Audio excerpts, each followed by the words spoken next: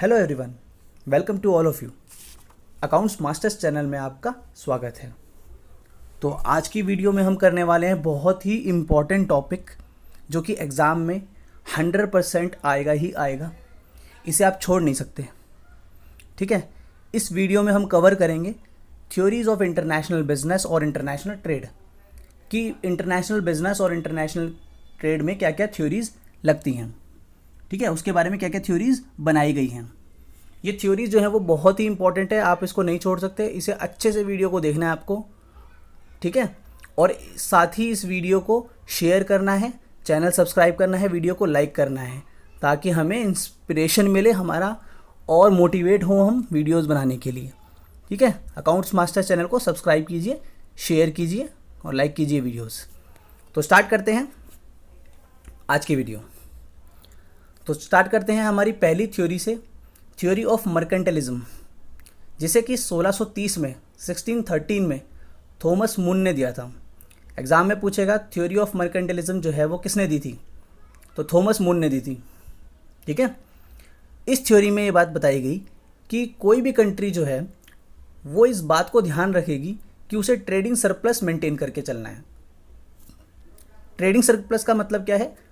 Export जो है वो इंपोर्ट से ज़्यादा रखना है, मतलब वो एक्सपोर्ट ज़्यादा करेगी और इंपोर्ट कम करेगी।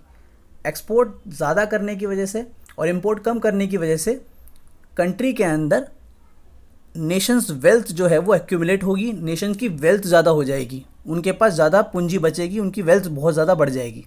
ये कहा किसने? थ्योरी ऑफ मर्केंटलिज्म ने कहा। ठीक है, क्या कहा थ्योरी ऑफ मर्केंटलिज्म ने?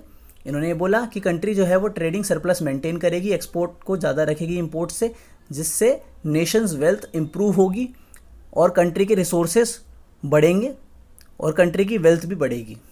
ठीक है, तो ये थी हमारी पहली थ्योरी, थ्योरी ऑफ मर्केंटलिज्म। अब हम आगे बढ़ते हैं हमारी नेक्स्ट सेकंड थ्योरी पे, थ्योरी ऑफ एब्सोल्यूट एडवांटेज या थ्योरी ऑफ कॉस्ट एडवांटेज भी बोलते हैं इसे। क्या बोलते हैं? थ्योरी ऑफ एब्सोल्यूट एडवांटेज या थ्योरी ऑफ कॉस्ट एडवांटेज, जिसे कि 1776 में गिवन बाय एडम स्मिथ ने दिया था। बहुत ही इंपॉर्टेंट टॉपिक है, इस थ्योरी पे आता है। पूछते हैं कि थ्योरी ऑफ एब्सोल्यूट एडवांटेज किसने दी थी? जी एडम स्मिथ ने दी थी, याद रखना है अच्छे से। इस थ्योरी के अनुसार ये बात बोली गई कि जो भी कंट्री है वो वही गुड्स को प्रोड्यूस करेगी जिसमें उसे कॉस्ट एफिशिएंसी मिल रही है और वो एफिशिएंटली उस गुड्स का प्रोडक्शन कर पा रहे हैं। मतलब कोई भी कंट्री सिर्फ उसी गुड्स का प्रोडक्शन करेगी जिसमें उसकी कॉस्ट कम है और उसका वो प्रोडक्शन एफिशिएंटली, मतलब without any wastage of resources कर रही है। मतलब उसके रिसोर्सेज की वेस्टेज भी कम है और वो कॉस्ट इफेक्टिवली सस्ते में भी बना रही है। उसी गुड्स का कंट्री क्या करेगी? प्रोडक्शन करेगी और एक्सपोर्ट करेगी। ठीक है, तो एब्सोल्यूट एडवांटेज क्या कहता है? थ्योरी ऑफ एब्सोल्यूट एडवांटेज क्या कहता है? कंट्री उन्हीं गुड्स का प्रोडक्शन और एक्सपोर्ट करेगी जिसमें उसकी कॉस्ट कम है दूसरी कंट्रीज़ के मुकाबले, और जिस गुड्स में उन्हें एफिशिएंसी से प्रोडक्शन हो रहा है, मतलब without wastage, minimum wastage production हो रहा है। ठीक है, ये है हमारी थ्योरी ऑफ एब्सोल्यूट एडवांटेज। आगे बढ़ते हैं हमारी नेक्स्ट थ्योरी की तरफ। तो हमारी नेक्स्ट थ्योरी है theory of comparative advantage. Theory of comparative advantage जो है वो 1817 में डेविड रिकार्डो ने दी थी। ठीक है, 1817 में डेविड रिकार्डो ने दी थी थ्योरी ऑफ कंपैरेटिव एडवांटेज। बहुत ही इंपॉर्टेंट थ्योरी है।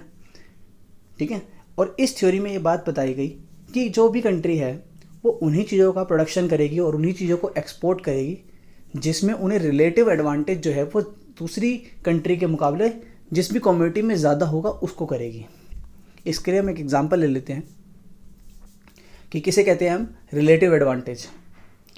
तो सपोज़ इंग्लैंड जो है वहाँ पर क्लोथ जो मैन्युफैक्चरिंग है वो चीप है, सस्ती है।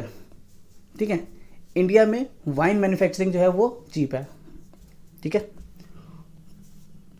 तो यहाँ पर इंग्लैंड क्या करेगा? इंग्लैंड जो है वो वाइन मैन्युफैक्चरिंग को स्टॉप कर देगा और क्लोथ मैन्युफैक्चरिंग स्टार्ट कर देगा। ठीक है, क्योंकि वहाँ पर क्या है, वहाँ पर क्लोथ सस्ता बनता है।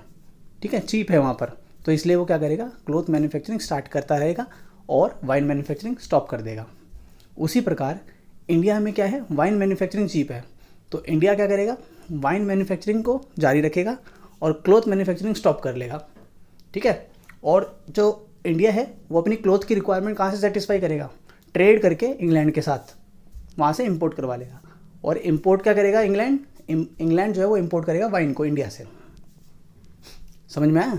तो यहाँ पर ये है कि जिस भी कंट्री की जो भी प्रोडक्ट में, ठीक है, रिलेटिव एडवांटेज ज़्यादा है दूसरी कंट्री के मुकाबले, वो उस प्रोडक्ट को इंपोर्ट नहीं करेगा, एक्सपोर्ट करेगा। और जो प्रोडक्ट की अवेलेबिलिटी कम है, ठीक है, उनको क्या कर लेगा? इंपोर्ट कर लेगा। ये है हमारी थ्योरी ऑफ कंपैरेटिव एडवांटेज। ठीक है, आगे बढ़ते हैं।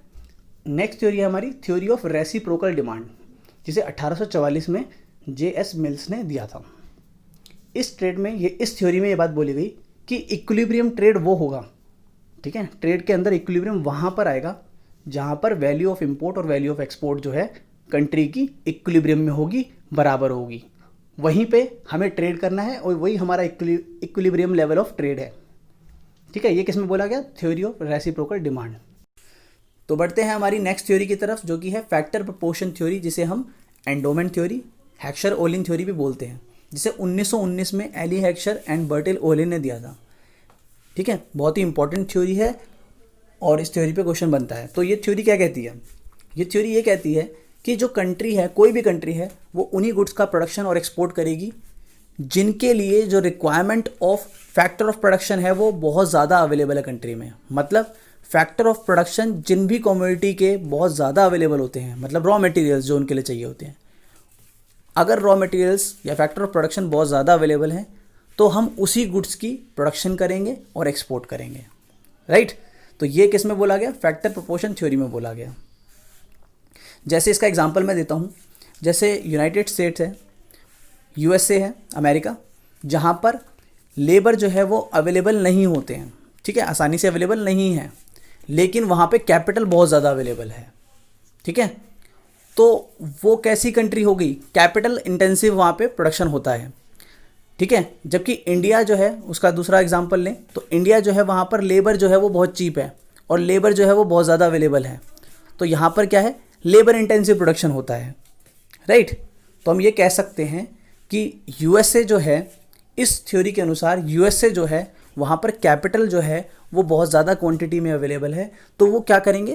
कैपिटल को एक्सपोर्ट करेंगे। राइट? और इंपोर्ट किसको करेंगे? लेबर को इंपोर्ट करेंगे, क्योंकि उनके पास क्या है?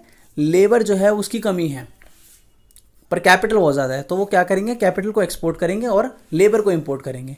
सिमिलरली इंडिया जो है वो कैपिटल वहाँ पे कम है, यहाँ पे इंडिया में, और लेबर ज़्यादा है, तो क्या करेंगे? लेबर को एक्सपोर्ट करेंगे और कैपिटल को इंपोर्ट करेंगे। ये कहती है फैक्टर प्रोपोर्शन थ्योरी। सही बात है। अब हम आगे बढ़ते हैं। 6th point, Leontief paradox. ये बहुत ही इंपॉर्टेंट है और फैक्टर प्रोपोर्शन थ्योरी का पैराडॉक्स है ये, उसके ऊपर बेस्ड है ये। देखिए, फैक्टर प्रोपोर्शन थ्योरी 1919 में आई थी, उसके बाद 1953 में वेज़ली लियोन्टॉफ, ठीक है, वेज़ली लियोन्टिफ जिनका नाम था, उन्होंने हेक्सर ओलिन थ्योरी की वैलिडिटी को टेस्ट किया। उन्होंने चेक किया कि क्या जो फैक्टर प्रोपोर्शन थ्योरी बोलती है क्या वो एक्चुअल में सही है। तो उन्होंने ये एविडेंस लेकर के आए, इस थ्योरी के बाद उन्होंने ये पैराडॉक्स लेके आए कि जी नहीं, ऐसा नहीं है, फैक्टर प्रोपोर्शन थ्योरी जो है वो करेक्ट नहीं है। क्योंकि फैक्टर प्रोपोर्शन थ्योरी ये बोलती है कि कंट्री जो है जिसमें उन्हीं चीज़ों का प्रोडक्शन और एक्सपोर्ट होगा जो कि जिसके फैक्टर ऑफ प्रोडक्शन ज़्यादा अवेलेबल है।